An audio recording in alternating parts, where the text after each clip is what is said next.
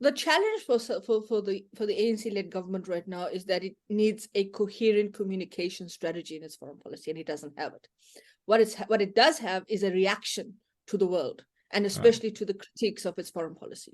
And that reaction is that it talks about, I think it singles out certain actors in the international system that causes tension in its relationship with those actors, i.e. the US, in terms of its policy framework document that they have in their at the last elective conference they hosted in 2022.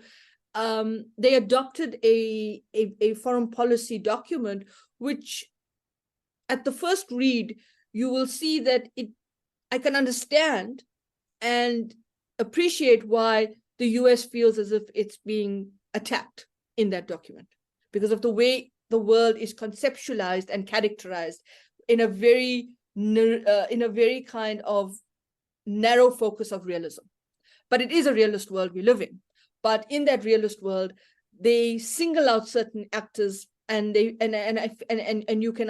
can see that if you are singled out, you become defensive. And I think that's the problem. Both sides, the US and the South African government, are talking past each other. And so how do you navigate this going forward? I think right now, the question would be, what happens after next year's election? We're having our next election next year, national general election. And that's a very pivotal and key election because that will determine at what level the ANC-led government returns to power and at what percentage it returns to power. Because the debate at the domestic level right now is that there is a trust deficit.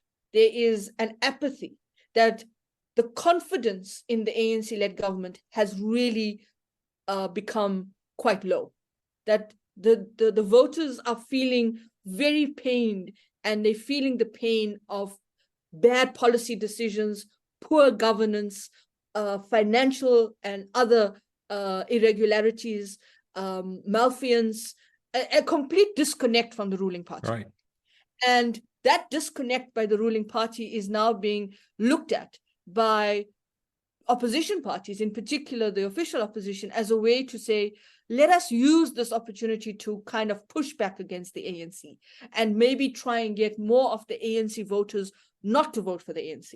The only dilemma that opposition parties face, or I think opposition parties don't realize, is that in South Africa, there is a size of the electorate, around about 30% or 33% in polls and surveys, that have suggested that they are apathetic and they don't see an alternative to the ANC.